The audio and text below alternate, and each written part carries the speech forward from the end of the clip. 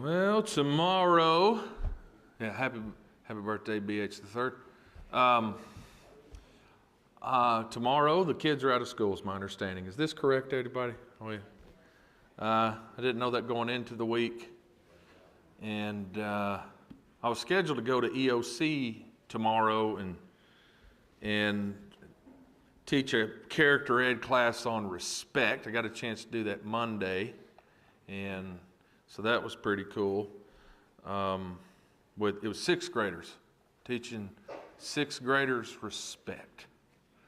And one of the things is funny, and one of the things I'm like, what's respectful is not talking while the teacher's talking, right? That's respectful. It didn't matter. No, it was a good class, but I was told that we're going to come back a couple of weeks to get the other class on that since they are out tomorrow. So I'm going to be kind of at working from home for the most part, keeping all the kids alive and all that kind of good stuff. All right, so tonight's lesson is probably, I don't know. I will tell you, this is not a subject I've ever really, dove into and kind of wrestled with and thought through before. But we are ready tonight to start looking at particular specific idols, American idols, things that our culture, our society, this country, idols that people are worshiping and serving. And this particular idol tonight is particularly insidious because it just brings with it a lot of pitfalls, okay?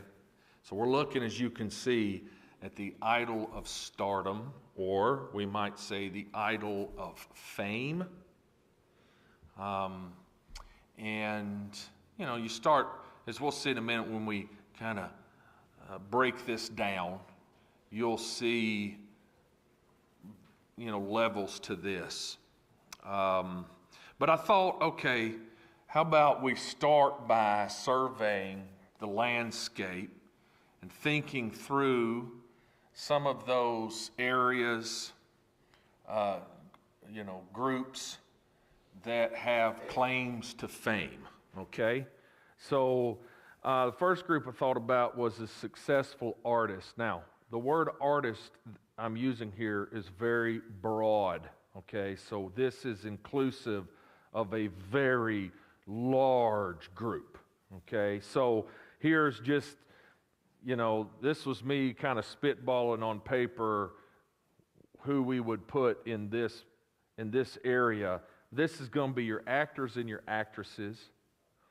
This is also going to be your directors, but unless you're just a really avid moviegoer, there's only going to be a handful or maybe a little bit over that of directors that you hear their name and you're like, okay, I know that director. Like, for instance, Steven Spielberg. Bam, we know that director, okay? But there's some other directors we could throw out there like, I'm sorry, I've never heard of them in my life. But you've probably heard of the actors and actresses as part of that movie or trilogy or whatever. Then you think about singers, you think about musicians, you think about music producers. Some of them become very famous, very well known. Then you got to include in this category authors, those that are writing, whether it be fiction or nonfiction even, but it's our fiction writers that gain probably the most notoriety. And then you've got comedians. You can even get into painters. I was looking up a graffiti artist that's gotten real popular, and the reason he's gotten real popular is because he's wanted by the police right now, okay? He's, one of the thrills of of what he likes to do is to go to places that you're not supposed to do graffiti, and he likes for everybody to go to bed, get up the next morning, and bam, there's his, trademark on the side of whatever, and it's like, he did it in the cloak of darkness and he got away with it. We'd like to find that guy and put him in jail, I also think about, I even put under this like fashion models. So you start looking up and you go, and this is an important thing that a point I'll make throughout this. You start asking yourself, okay, what percentage of artists, whatever area you're talking about, what percentage of the artists in this world that aspire to something like this make it? Right? I mean, actually make it. You want to hear the number I got? And this was kind of across, I know it's going to ebb and flow across disciplines, but the number I got, or the percentage I got, was 2%. There's a lot of people that are vying for the spotlight, but it's a very small few that are getting in that spotlight, as it were. Now they might have relative success in a particular community or maybe a particular state or maybe even a particular region, but we're talking kind of at least nationwide, if not at times worldwide. Another group I thought about was the professional athlete. And when we're talking about professional athletes, you guys right now could rattle off all kinds of different sports and things like that. But I thought I would use this sort of guinea pig here, the NFL. And so here's what I learned. Any given year in the United States of America, there are 1.1 million high school football players. Any given year. Of that 1.1 million high school players, only about 6.5% of that 1.1 million make it onto the team of an NCAA college football team. And that's Division I, II, or III. Okay? Then, guess what percentage of that percentage of players that come down through high schooler, then you really knock it down into college. Only 1.6% of those college football players are going to be rostered on an NFL team. And if you want like some hard data here, get this. Out of 1.1 million high school football players, you're looking at roughly about 860 of those guys that are going to make it, step on an NFL football field to play some football.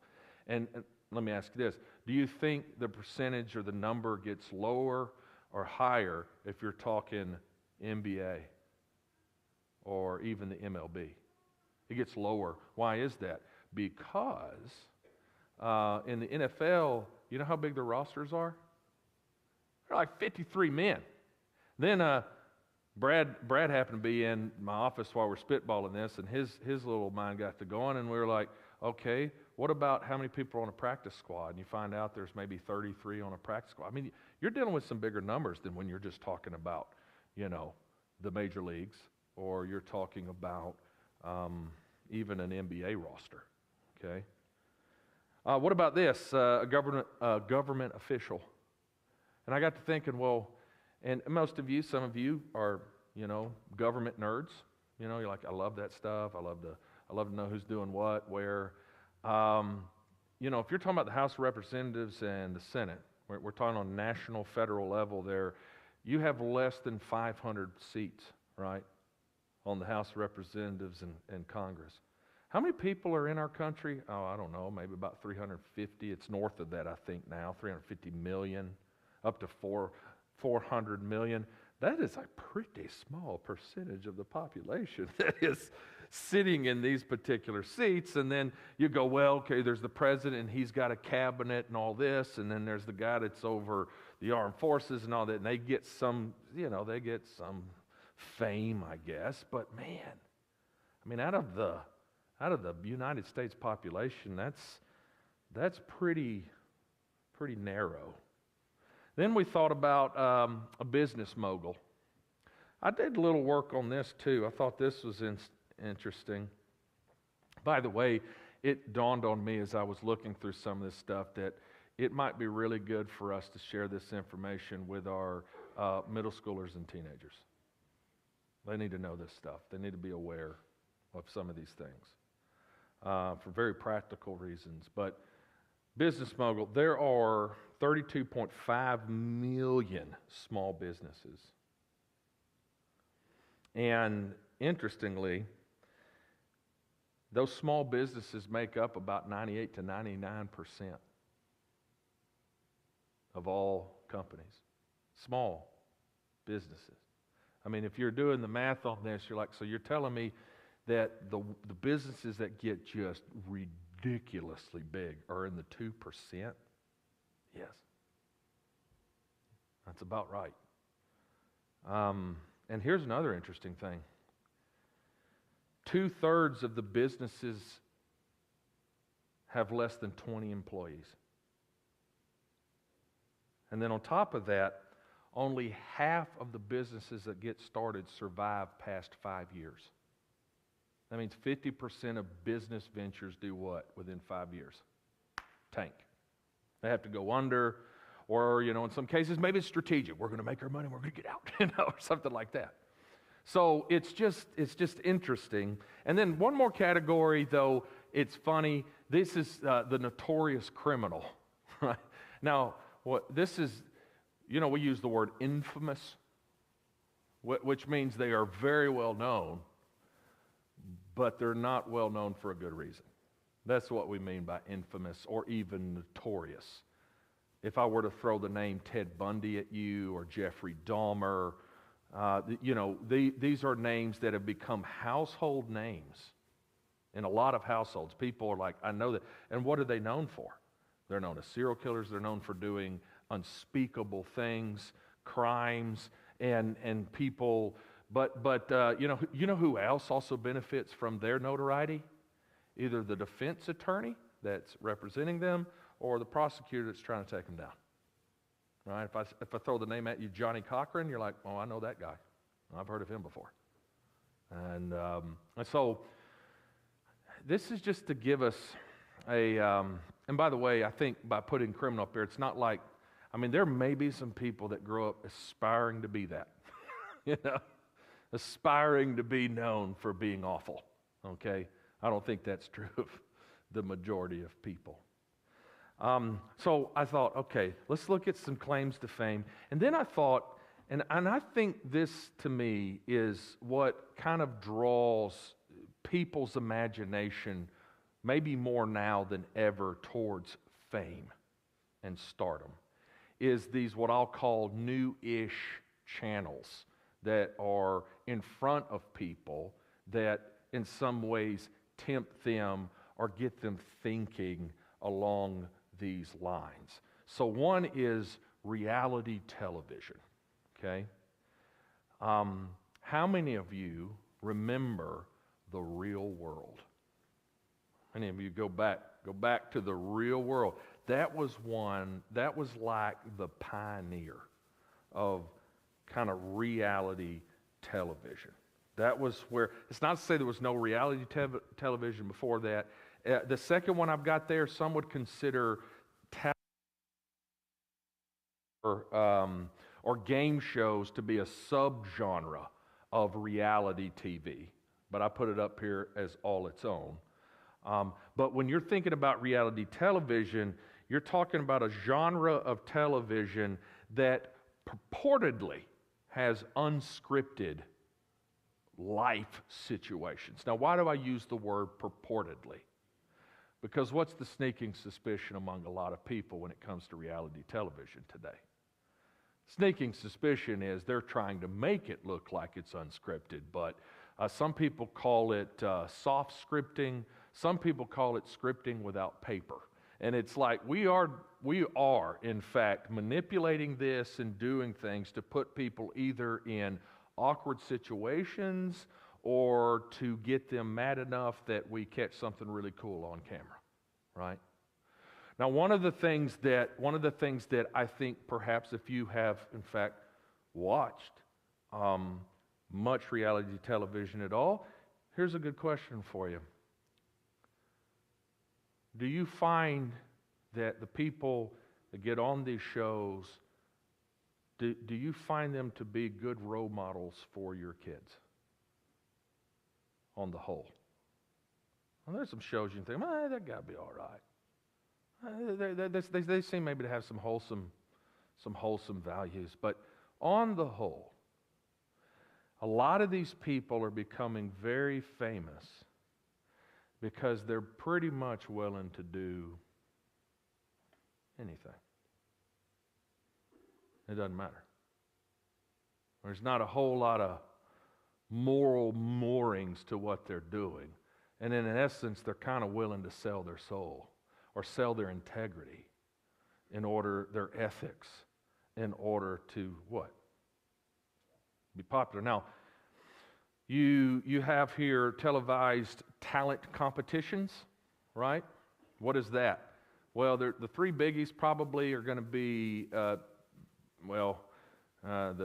fountainhead would be American Idol. And then following that, you would have like AGT, America's Got Talent. And of course, then there's Britain's Got Talent, and there's like Czechoslovakia's Got Talent, and there's the Netherlands' has Got Talent, and they're all over the world these days, right? And then you have like The Voice. One time there was the Singing Bee, or what was that called? You know, they brought in, and it was all a cappella. They just brought in a cappella groups to see who. Sing Off, that was it. I think Nick Lachey or something was the host of that, right? So you had those things. I did look up to find out how many reality television shows are currently airing, whether we're talking on TV or we're talking through stream services. The number I came up through the National Geographic, for whatever reason they were interested in this number, is 750. 750, right? Reality TV shows, and then some of those subgenres right now. And then, this is a big one, social media platforms. This is huge, and this is where a lot of our kids are being not only sucked in as consumers, but many of them are getting visions of grandeur that they too can become a content creator and maybe match the success of groups like Dude Perfect or maybe Mr. Beast. And you're like, I've never heard of Mr. Beast. Well, I'll tell you right now, Zaxby's has. If you go to Zaxby's, you can get a Mr. Beast box. And basically, it's just a big old gluttonous box of goodness, right? There's chicken, and there's cheddar bites, and there's the toast, and there's the fries, and then there's the little Feastable. You know, it's like a big milk chocolate bar that probably tastes like every other milk chocolate bar, but this one's got Mr. Beast on it, you know, and his color scheme and all that kind of stuff, all right? Here's your little stat. This I found pretty fascinating. There are more than 45 million professional content creators right now in the United States. Did you hear that number? 45 million. And when you hear content creator, we're talking about TikTok, we're talking about Facebook Reels, across all those platforms, Instagram, all of that. 51.9% of the content creators are women. 48% are men. I thought that was interesting. The creator economy has more than 162 million amateur content creators. So we got 45 million professional, 162 amateur content creators. And here's what is interesting. Only 0.96% of all content creators have more than 1 million followers. I thought, wow, that is a pretty small percentage of the millions of content creators that we've got on there. But here's the thing about it, man. Our kids think, oh, I gotta create me a YouTube channel. I've got to get these subscribers, and I'm going to work hard, and I'm going to put all my time into this, and I'm gonna do silly things on the camera. One of the things that we're finding as a problem is that a lot of our kids are being tempted to do some of the things they see on TV, among some of the reality TV people and stuff like this, and they end up filming some stuff that they certainly don't ever want their kids seeing one day, right? Or they say something that gets them in, it might get them in trouble on a local level, but could get them in trouble on a national level. So there's a lot, I think, to think about here. But one of the things I hope you see thus far is the overwhelming percentage of people that go looking for fame are going to be disappointed. And what happens when they get disappointed, right, is they feel like a failure. Or they feel like they can't, just nothing in their life ever seems like it's going to measure up to what they thought they were going to have one day. And that's a problem. Because then they get down on themselves.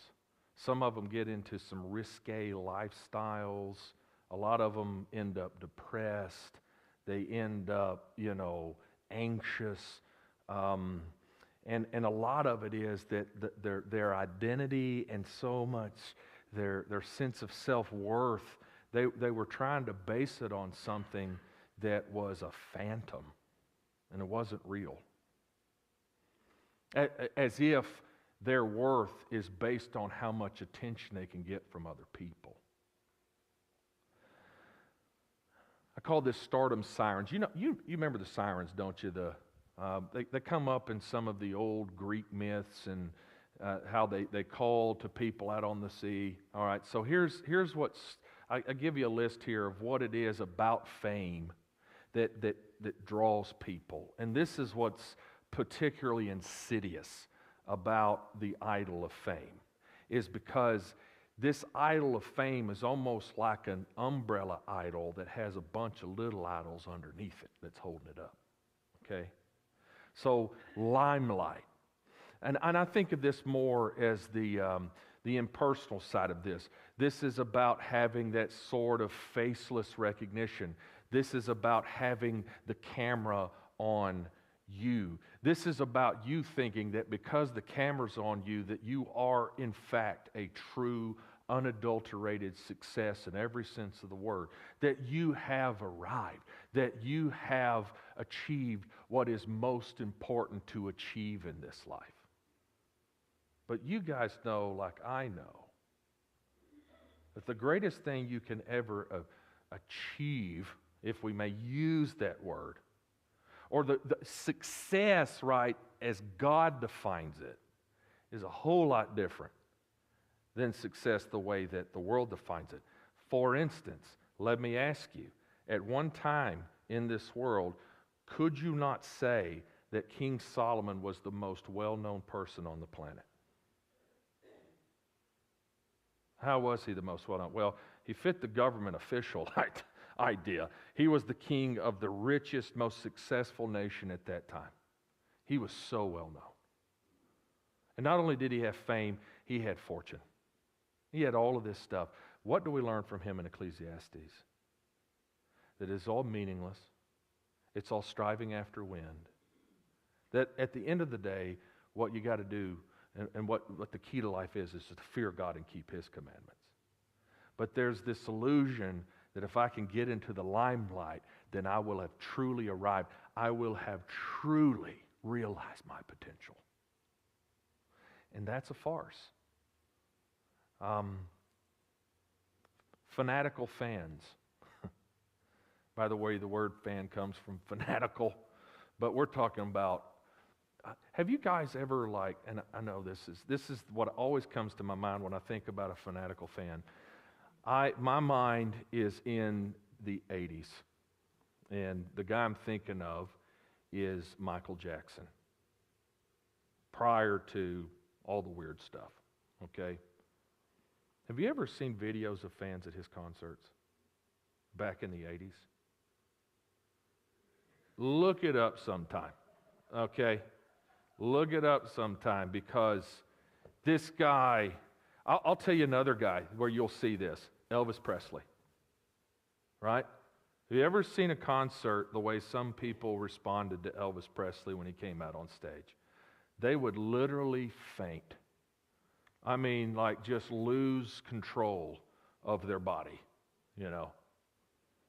I'm thinking, that may not be good,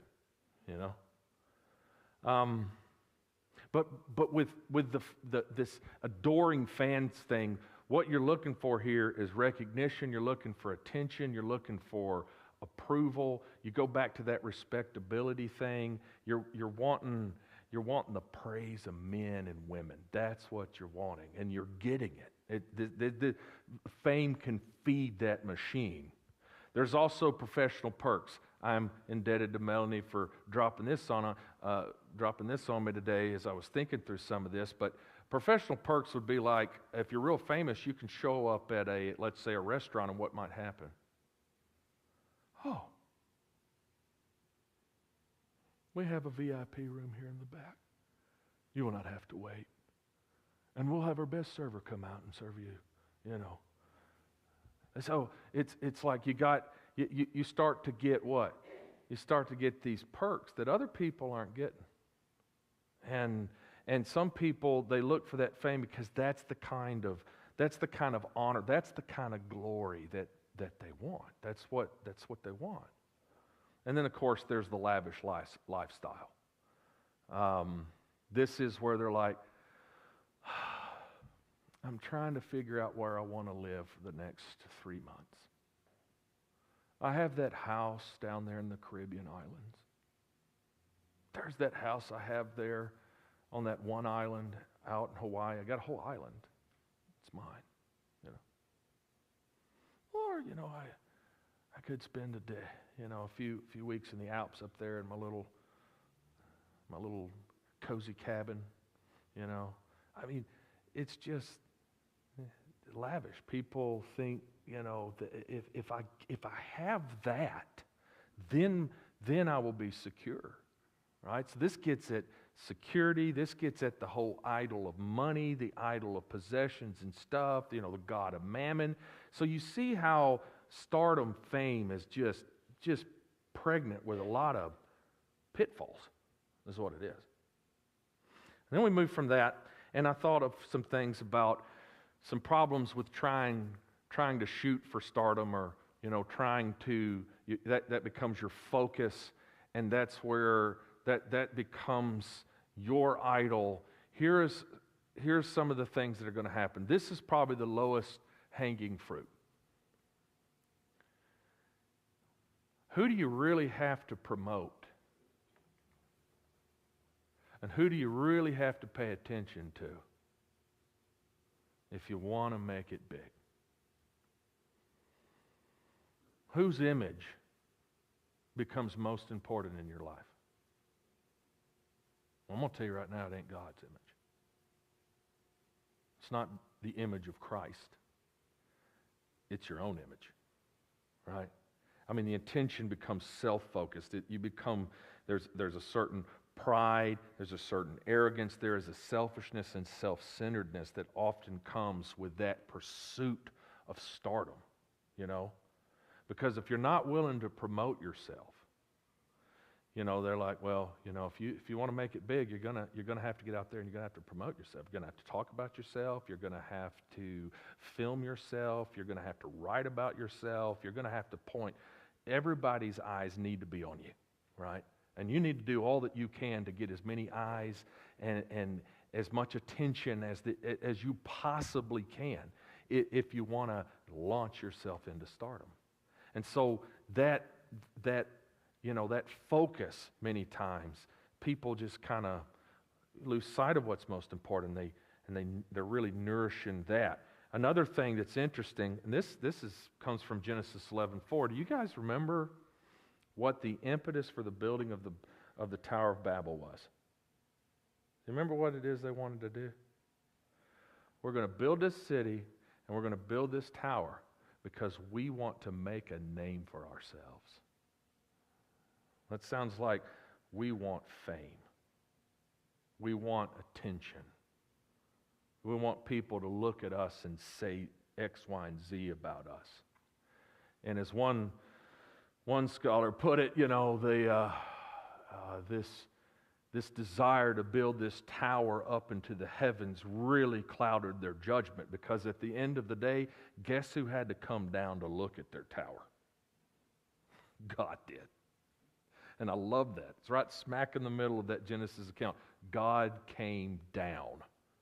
That is like one of the biggest snubs against their tower you can come up with, because it's like you guys got nowhere near where you hoped to get. God still had to come down to look at what you made. But it can cloud your judgment when you're trying to make it big, right? Or you're trying to get seen. Is it not true that sometimes people will make some really bad decisions, really bad, sometimes detrimental to them, in hopes that they can get that 15 minutes of fame? You know? Another thing we might say here is it blinds you to your sin. In Psalm 36 makes this statement, "For he flatters himself in his own eyes, and his iniquity cannot be found out and hated." It is possible to flatter yourself to such an extent, or in fact receive so much flatter from other people, that it blinds you to your faults, and it blinds you to the things that aren't what they should be. It blinds you to the things that you should change. But if you're getting all this great publicity, and you have all these sycophantic fans, right, that are putting you on this pedestal, some people actually begin to believe that they are as awesome as everybody thinks they are. Right? But there's chinks in the armor. But it's just really hard to see, because there's a sense in which they're kind of deceiving themselves. They're not being as circumspect as they should be. Another thing I thought about, you guys can tell, I did a deep dive on fame this week, and here's another thing I thought about. So if that's some of the problems with, and there's other things we could have talked about, but if that's some of the problems with trying to shoot for stardom and trying to make it, here's some of the fallouts for if you do make it. Like if you do become that, all right, you become famous, or you make it to stardom here. Here you go. You experience marriage and family issues, and one of the reasons is because so often when you're in that sort of elite upper echelon, you are going to be quite busy. In a sense, your life is no longer your own. You belong to kind of this company or that company, because to them you are a very prized commodity, and the only way they can get what they want from you is to have you out there doing this and doing that and chasing this and chasing that. And so what happens is it's really hard for folks to maintain the relationships that should matter most to them, because they're being pulled in a lot of different directions. Another thing we see is a decline in their physical health and also their mental health. Is it not true that over the last 10 years at least, and this goes back a long ways, but how many times have you heard about a famous either musician or a famous actor committing suicide? How many overdoses have we had in recent years? Right? What about relinquishing your privacy? How many of you, honestly, would hate if you couldn't just go down to the local grocery store and get what you need, right? Because as soon as you step out of your house, the paparazzi, right? And if it's not the paparazzi, it's some of your fans. It's just there. And then, how many of you would like to be, maybe you made it to some place, and you're standing in the checkout line, and you look over, and National Enquirer's got your face on the front of it, and they got a tabloid story about you. And what's weird about some of those stories is there's grains of truth in there that they took and they did what? Twisted it, put it in a different context, or photoshopped a picture of you and somebody else that's not your wife, and they do all this kind of stuff, and you're supposed to just be okay with it, because hey, you're a celebrity, you have fame, you have fortune, it's a small price to pay, but that stuff takes its toll on you. There's also that you attract parasites. You know what I mean by that, don't you? You got the fame, you got the fortune. I'd like to have some of your fame, and I'd like to have some of your fortune. Right? I'd like to somehow get some, some of the, I'd like to be able to at least have an arm in the spotlight, May not have my whole face and body in there, but I'll get my arm in there. And do you guys know this reality too? Stalkers, right? These are the fans that went like beyond fanatical to psychotic, okay? And they're looking for ways to, get closer. And then this is also very dangerous because this was one option I thought about. Well, we could do half of this.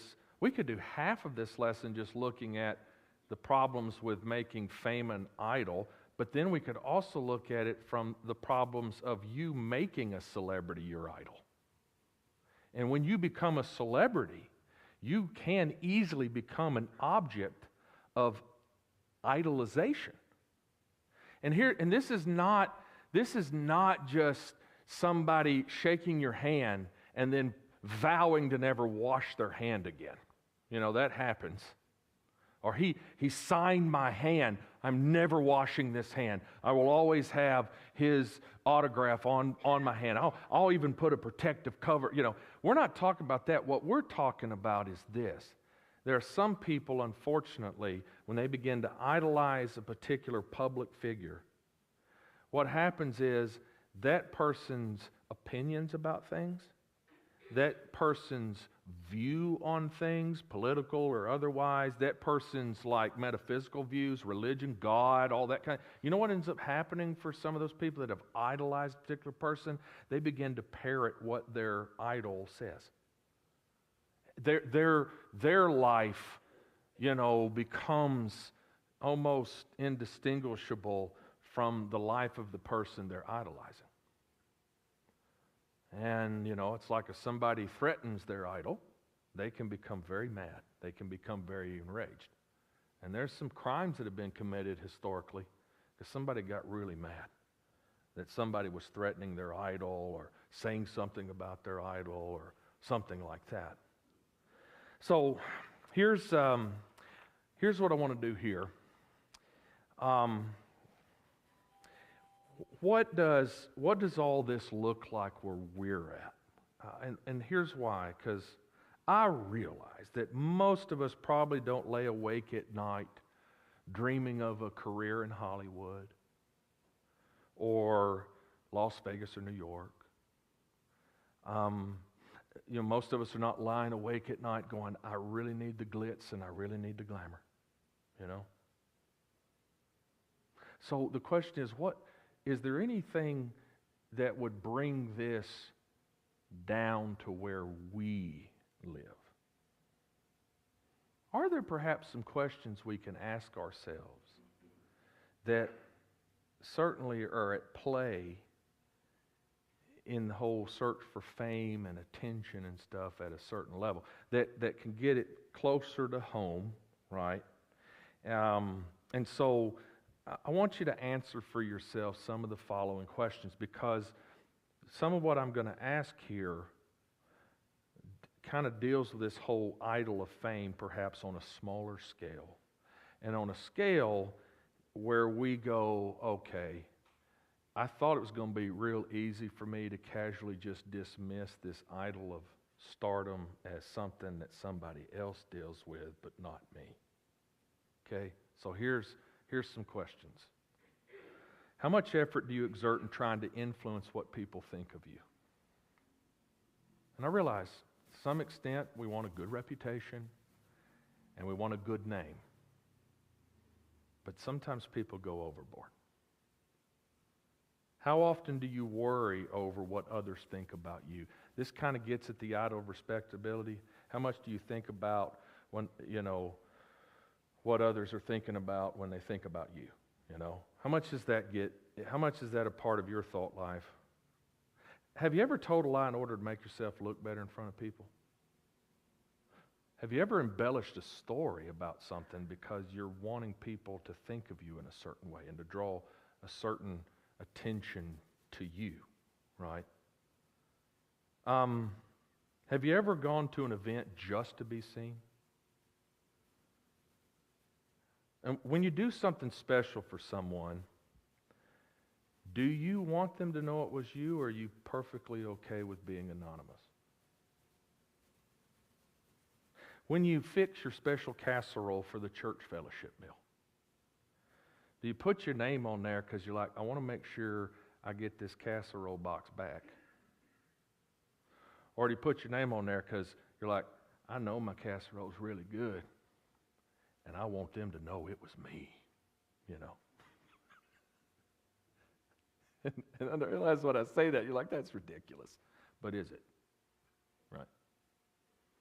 Do you guys see how we can take it to the grandiose kind of thing?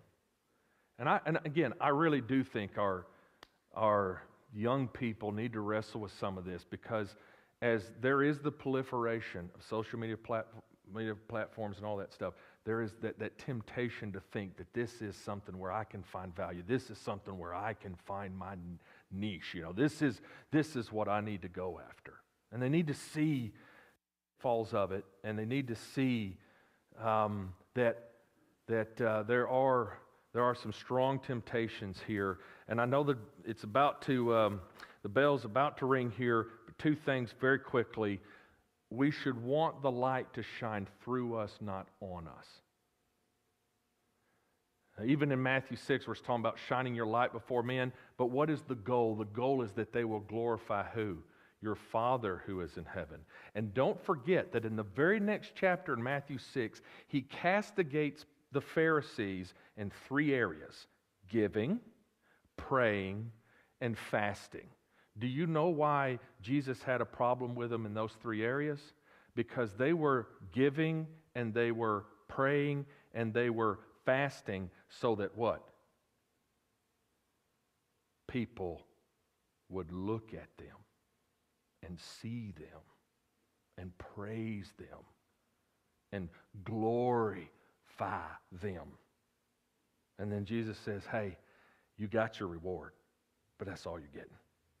You're not getting a reward from God. So you want to be people where the light shines through you, not on you. And then this is the most important thing. There is no greater status in this world than being known by God. You guys know what happens, don't you, when you get real old and pass away? You know what happens? Not a whole lot of people show up at your funeral. Why? Because everybody that knew you is what? Is dead. Right? I mean, you could literally leave this earth and there could be like 3 people standing at your casket because you lived that long. You outlived the people that knew you. And then in Ecclesiastes, Solomon, you know what he says? At least in the NIV version and some other translations, there is no remembrance of anyone. In other words, enough time goes by and what? The people that knew you or had any connection to you, they die. And if I had time, I could give you a list of people that were really famous at one time, that were really well known, and that if I dropped their name just 50 years ago, people are like, I know who that is. But if I dropped their name in here right now, you wouldn't know who they were. You wouldn't know what they did. You don't know what they did. Galatians 4:9, Paul says that he goes, that you, beloved, you know God, but it's rather that you are known by God. That is the greatest status that anyone in this world can have. If all other people just happen not to know you, but you are known by God, that's all that matters. That's what's most important. Thanks, guys. Next week, we're going to get into another idol. It's going to be a tough one too, okay? But I appreciate your attention.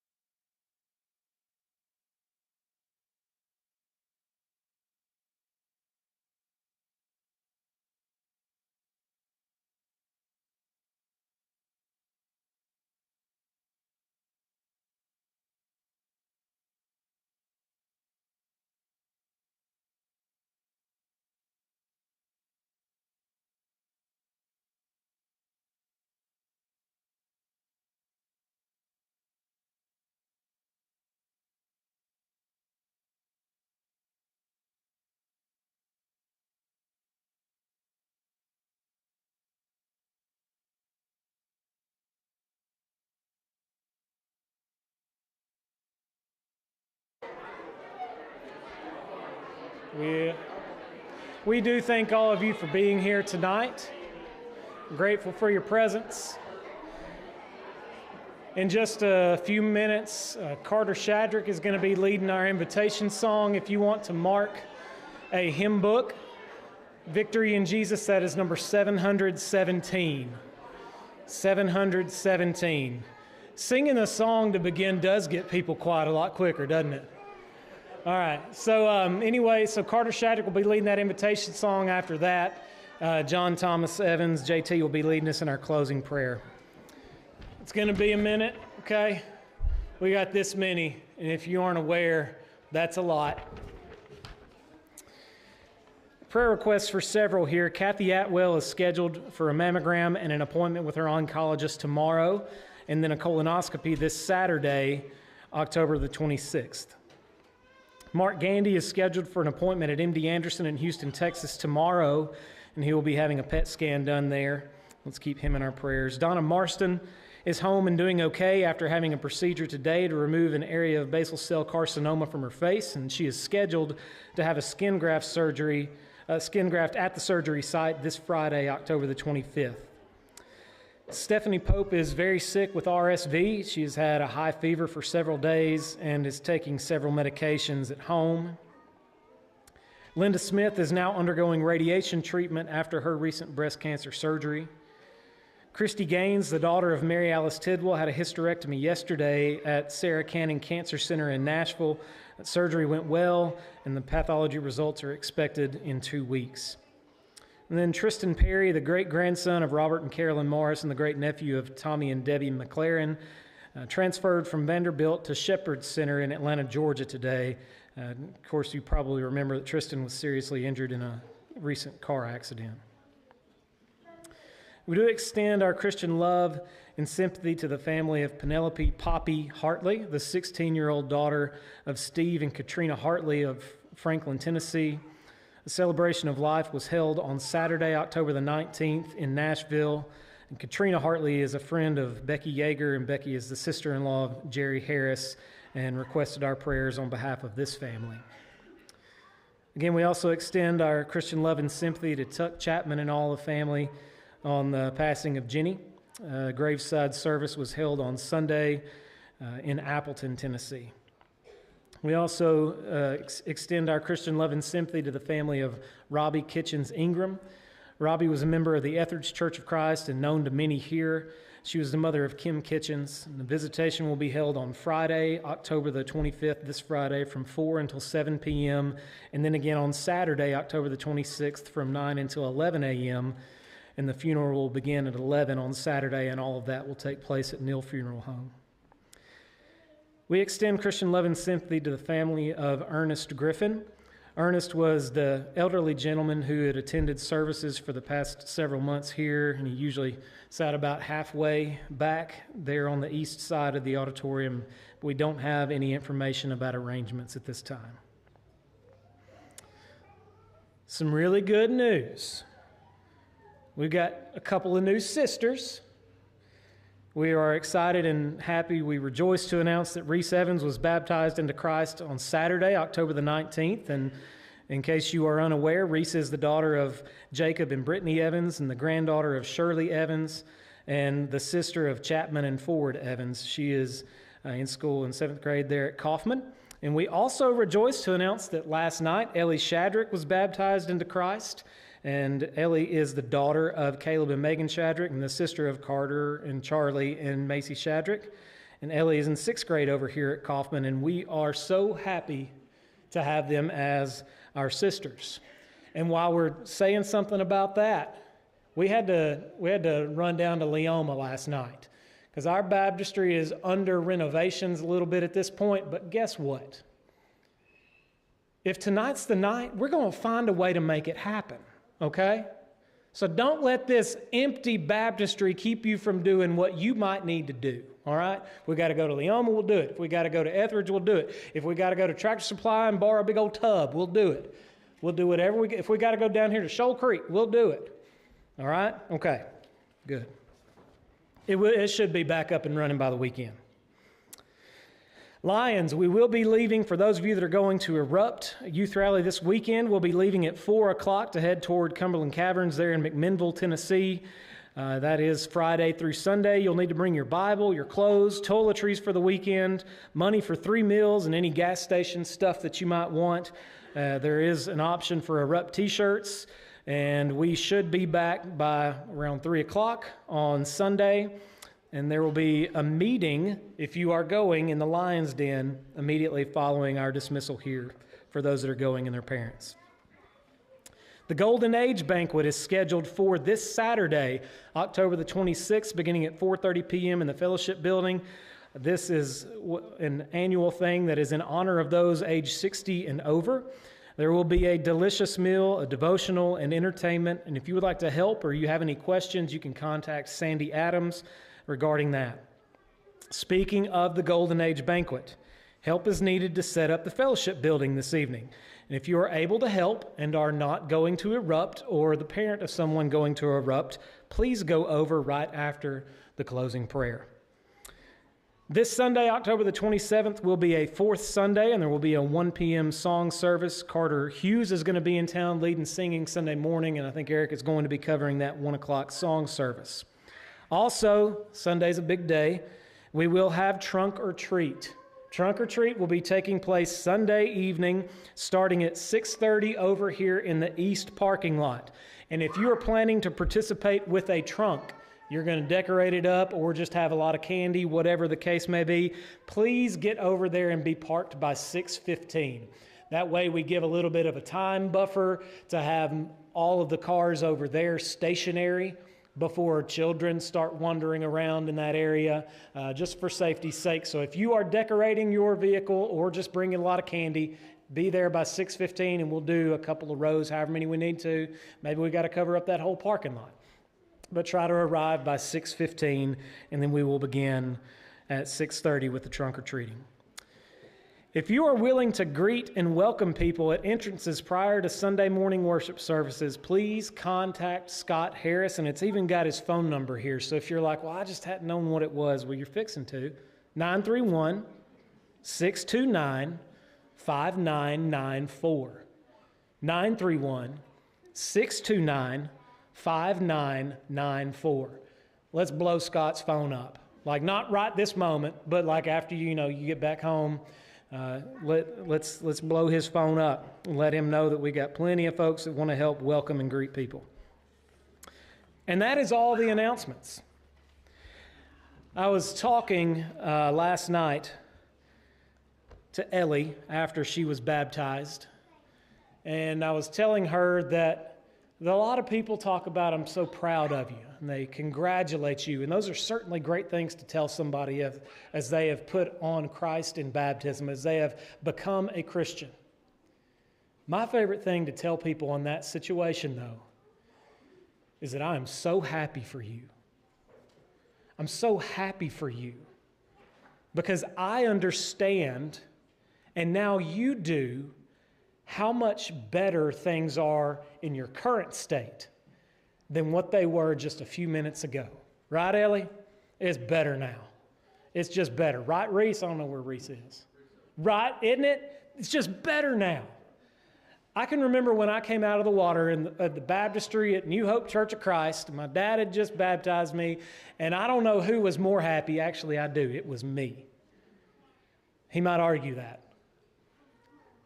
But I felt better than I had ever felt in my life because I knew that nothing stood between me and God. Nothing. I was so happy. Now, Jacob did a really great job with a lesson recently about how does God just want me to be happy? Well, it depends on what we would term that happy, I do believe. But I think that God does want us to be happy in the sense that I'm talking about when I tell someone who has become a Christian that I am so happy for you. Because you know that nothing has marred your soul to the point that you are separated from God. David in the 32nd Psalm, verse 1 says, "Blessed is the one whose transgression is forgiven, whose sin is covered. If we go back and we try to get to what the original language was meaning, that it's how blessed. How blessed is the person whose sins are forgiven, whose sins are covered. How blessed is the man against whom the Lord counts no iniquity, and in whose spirit there is no deceit. Ellie, I am so happy for you. Reese, I am so happy for you. And that is because I know something that you now know, and that life is better when you're covered by the blood of Christ. And eternal life is possible and obtainable and assured for those who are covered by the blood of Christ and consistently try to follow him. There may be somebody here tonight. Don't make an excuse. We got an empty baptistry, but we got a bevy of solutions to figure that out. And if you need to put on Christ in baptism, don't wait beyond tonight. How happy you would feel to know that you are right with God. How blessed you would be for that. Or you may be here tonight and you just realize that things are not what they need to be in your life spiritually. How blessed is the one who gets those sins forgiven, who has that separation removed, that sin covered, and against whom God counts no iniquity. If you need to become a Christian, or if you need to make sure that your connection to Him is secure and strong and nothing is separating you from God, then we would love nothing more than to help you out, to pray with you, and if the case may be, to baptize you for the forgiveness of your sins. If you're subject to the invitation, would you come as we stand and sing?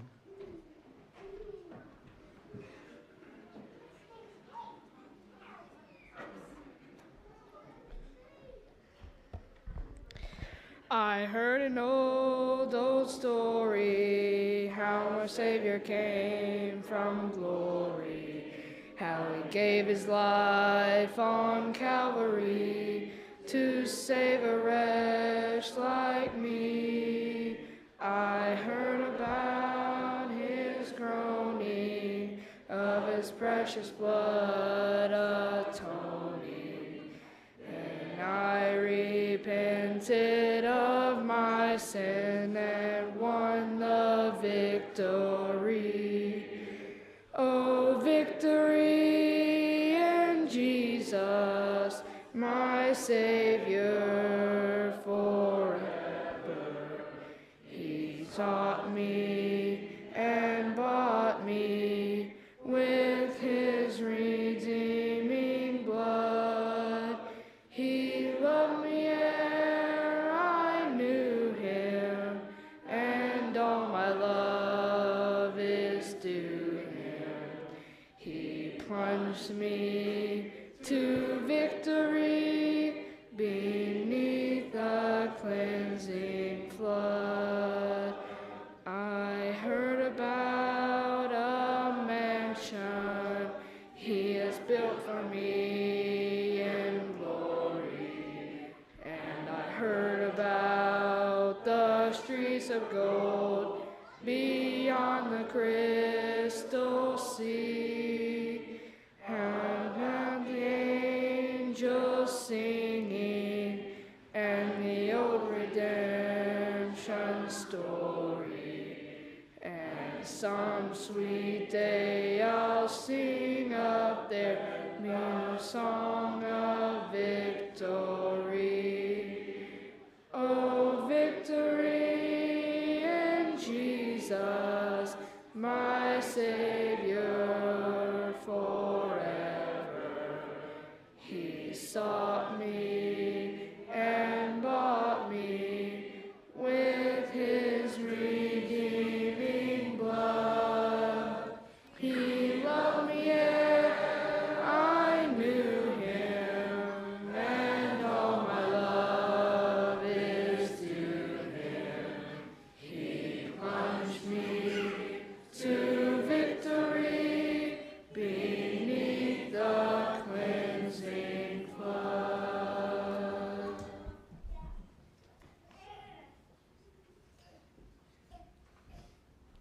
Let's pray. Dear Lord, thank you for this day. Thank you for all you've given us. Thank you for letting us come here to church and learn more about you, Lord. Thank you for Reese and Ellie, and we're all happy about their decisions of being baptized. I want to pray for everybody that's hurt, sick, or needing any other help. In Jesus' name I pray. Amen.